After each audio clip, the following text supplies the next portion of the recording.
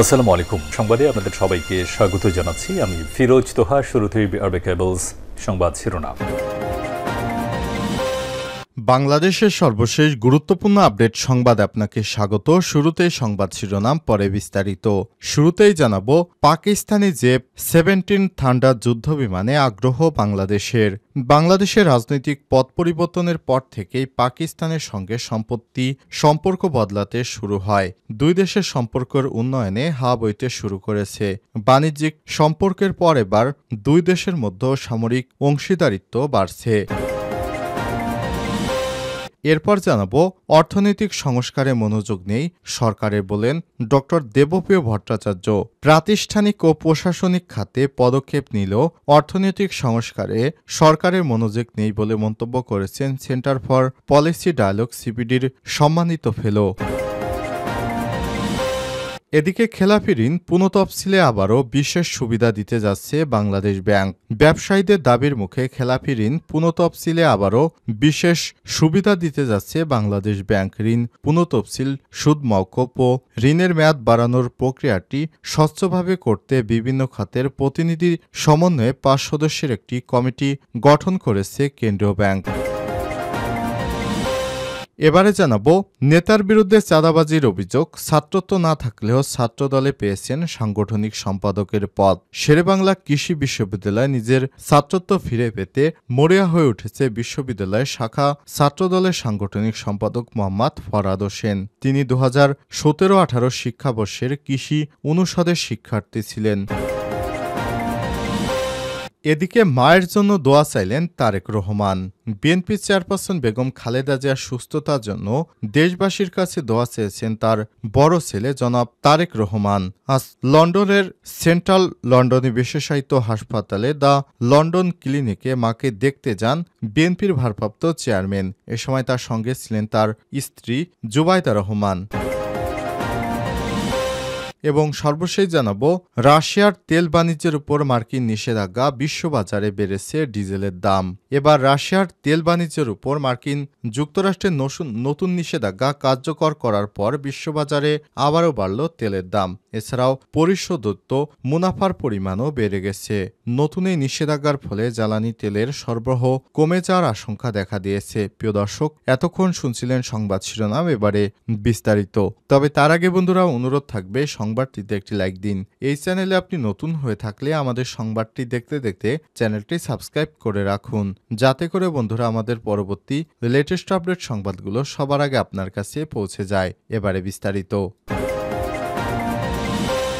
Pakistani জেপ-17 thunder যুদ্ধবিমান আগ্রহ বাংলাদেশের রাজনৈতিক পথ পরিবর্তনের পর থেকেই পাকিস্তানের সঙ্গে সম্পর্ক বদলাতে শুরু করে। দুই দেশের সম্পর্কের উন্নয়নের হাওয়া বইতে শুরু করেছে। বাণিজ্য সম্পর্কের পর এবার দুই দেশের মধ্যে সামরিক অংশীদারিত্ব বাড়ছে। গত বুধবার ১৫ জানুয়ারি পাকিস্তানের সামরিক নেতৃত্বের সঙ্গে বৈঠক করতে রাওয়ালপিন্ডিতে পাকিস্তানি সেনাবাহিনী জেনারেল সদর দপ্তর জিএইচকিউ পরিদর্শন করেন বাংলাদেশ সেনাবাহিনীর একটি প্রতিনিধি দল। আর সেই সফরে পাকিস্তানির জেপ-17 থান্ডার যুদ্ধবিমান নিয়ে নিজেদের আগ্রহের কথা জানিয়ে এসেছে বাংলাদেশি সামরিক কর্মকর্তা। পাকিস্তান ভিত্তিক দ্য এক্সপ্রেস ট্রিবিউনের খবর অনুযায়ী বাংলাদেশ থেকে একটি উচ্চ পর্যায়ের সামরিক প্রতিনিধি দল গত বুধবার পাকিস্তান সফর করেছেন এবং দেশটির এয়ারফোর্স বিএসএফ এর প্রধান চিফ মার্শাল জহির আহমেদ বাবর সিধুর সঙ্গে দেখা করে। সংবাদ মাধ্যমটি জানিয়েছে, বাংলাদেশের সেনাবাহিনী principal staff officer lieutenant general SM. Kamrul হাসানের নেতৃত্বে প্রতিনিধি দলটি পাকিস্তানের উন্নত সামরিক সরঞ্জাম, বিশেষ করে জেপ-17 থান্ডার যুদ্ধবিমানের প্রতি আগ্রহ প্রকাশ করেছে। Inter service public relations ISPR অনুসারে তাদের মধ্যকার এই বৈঠকটি ইসলামাবাদের বিমান বাহিনীর সদর দপ্তরে অনুষ্ঠিত হয়েছিল। সেখানে উভয় পক্ষের সামরিক সম্পর্ক জোরদার এবং তাদের বিমান বাহিনীর মধ্যে সহযোগিতা বাড়ানোর উপায় নিয়ে আলোচনা করেছে। অর্থনৈতিক সংস্কারে মনোযোগ নেই সরকারের, বললেন ডক্টর দেবপ্রিয় ভট্টাচার্য। প্রাতিষ্ঠানিক প্রশাসনিক খাতে পদক্ষেপ নিলেও অর্থনৈতিক সংস্কারে সরকারের মনোযোগ নেই বলে মন্তব্য করেছেন সেন্টার ফর পলিসি ডায়ালগ সিপিডির সম্মানিত ফেলো ও শ্বেতপত্র প্রণয়ন কমিটির প্রধান ডক্টর দেবপ্রিয় ভট্টাচার্য। শনিবার 18 জানুয়ারি সকালে রাজধানীর আগারগাঁও বিআইসিসিতে শ্বেতপত্র প্রণয়ন কমিটি 2024-এর সিম্পোজিয়াম অর্থনৈতিক ব্যবস্থাপনা সংস্কার ও জাতীয় বাজেট নিয়ে এক আলোচনা সভায় এমন মন্তব্য করেছেন তিনি।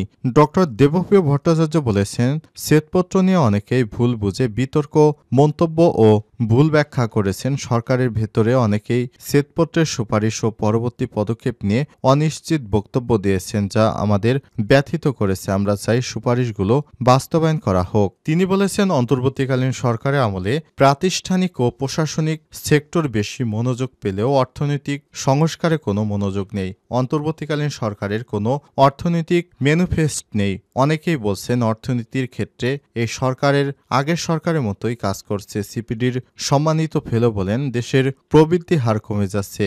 এটা যে পরিবর্তন হবে তার কোনো সম্ভাবনা নেই। এ বিষয়ে সরকারের কাজ করা উচিত। ইতিমধ্যেই আমরা মধ্যমেয়াদী ফাঁদে আটকে পড়েছি। প্রত্যক্ষ কর না বাড়িয়ে অবিবেচকভাবে ভ্যাট বাড়ানো হয়েছে। এ সময় তিনি আরো বলেছেন, আশঙ্কা করছি জ্বালানি নিয়ে সামনের গরমে কি হবে তা নিয়ে শঙ্কায় আছি। সামনের বাজেট কাঠামোর ব্যয় নিয়ে প্রশ্ন দেখা দিয়েছে। আমাদের আগ্রহ অভিযানে দুর্নীতি রয়ে গেছে, ফলে খাদ্য নিরাপত্তা এখনও হুমকিতে রয়েছে। বাংলাদেশ ব্যাংকের সংস্কার কাজের প্রশংসা করলেও চলমান পদক্ষেপ নিয়ে নানা প্রশ্ন রয়ে গেছে। সামাজিক সুরক্ষা নিয়ে অস্থিরতা চলছে। ডক্টর দেবপ্রিয় ভট্টাচার্য আরও বলেছেন, বিনিয়োগ বাড়ানোর ক্ষেত্রে সরকার যথাযথ মনোযোগ দিচ্ছে না। সরকারের এই মুহূর্তে বিচ্ছিন্ন পদক্ষেপের বাইরে তেমন কোনো অর্থনৈতিক ম্যানিফেস্টো নেই। সংশোধিত বাজেট না দেয় এটা অপ্রাসঙ্গিক হয়ে যাচ্ছে। দারিদ্র্য বিমোচন সংস্কার নিশ্চিত করতে না পারলে সাধারণের পাশাপাশি সংস্কারে জড়িত মানুষেরাও ধৈর্যহারা হয়ে পড়বে। খেলাপি ঋণ পুনঃতফসিলে আরও বিশেষ সুবিধা দিতে যাচ্ছে বাংলাদেশ ব্যাংক। ব্যবসায়ীদের দাবির মুখে খেলাপি ঋণ পুনঃতফসিলে আবারও বিশেষ সুবিধা দিতে যাচ্ছে বাংলাদেশ ব্যাংক। ঋণ পুনঃতফসিল, সুদ মওকুফ ও ঋণের মেয়াদ বাড়ানোর প্রক্রিয়াটি স্বচ্ছভাবে করতে বিভিন্ন খাতের প্রতিনিধিদের সমন্বয়ে 5 সদস্যের একটি কমিটি গঠন করেছে কেন্দ্রীয় ব্যাংক। তবে ইচ্ছাকৃত খেলাপিরা এই সুযোগ পাবে না বলে জানিয়েছেন বাংলাদেশ ব্যাংকের মুখপাত্র। ঋণ পুনঃতফসিল হলেও ঋণের মান পরিবর্তনের বিপক্ষে বিশ্লেষকরা। রাজনৈতিক পথ পরিবর্তনের পর ক্ষতিগ্রস্ত হয়েছে দেশের অনেক শিল্প কলকারখানা। এতে উৎপাদন বন্ধ সহ নানা জটিলতায় খেলাপি হয়ে পড়েছে অনেকেই। আছে বিগত সরকারের আমলের রাজনৈতিক কারণে ক্ষতিগ্রস্ত হয়ে খেলাপি হওয়ার ঘটনাও। এমন পরিস্থিতিতে ব্যবসায়ীদের দাবির মুখে ঋণ পুনঃতফসিলে আরও বিশেষ সুবিধা দিতে যাচ্ছে বাংলাদেশ ব্যাংক। এর মাধ্যমে ডাউন পেমেন্টের শর্ত শিথিল, সুদ মওকুফ ও ঋণের মেয়াদ বাড়ানোর সুযোগ থাকবে। এই প্রক্রিয়াটি স্বচ্ছভাবে করতে বিভিন্ন খাতে প্রতিনিধিদের সমন্বয়ে 5টি সদস্যের যাচাই বাছাই কমিটি গঠন করেছে কেন্দ্রীয় ব্যাংক। 20 কোটি টাকার বেশি ঋণের প্রস্তাব এই কমিটি বিবেচনা করবে।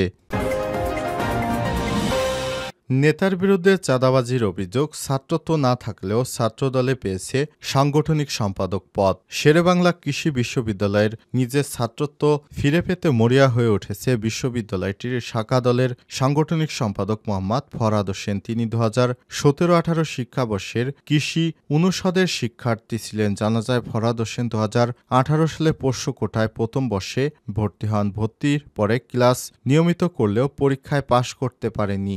একই সেমেস্টারে পরপর 3 বার অকৃতকার্য হয়ে বিশ্ববিদ্যালয়ের নিয়ম অনুযায়ী একই সেমেস্টারে পর্যায়ক্রমে 3 বারে কোনো শিক্ষার্থী অকৃতকার্য হলে তাকে ড্রপ আউট অর্থাৎ ছাত্রত্ব বাতিল হয়ে যেতে হয়। নিয়ম অনুযায়ী 2021 সালে ফরহাদ হোসেন এর ছাত্রত্ব বাতিল করে বিশ্ববিদ্যালয় কর্তৃপক্ষ। ছাত্রত্ব না থাকা সত্ত্বেও 2022 সালের মে মাসে বিশ্ববিদ্যালয়টির শাখা ছাত্রদলের সাংগঠনিক সম্পাদকের পদ পান ফরহাদ।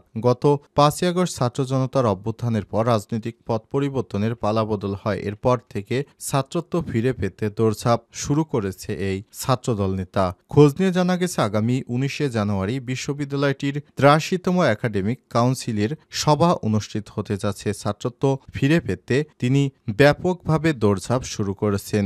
নেতার বিরুদ্ধে চাঁদাবাজির অভিযোগ, ছাত্রত্ব না থাকলেও ছাত্রদলের পেয়েছেন তিনি সাংগঠনিক সম্পাদকের পদ।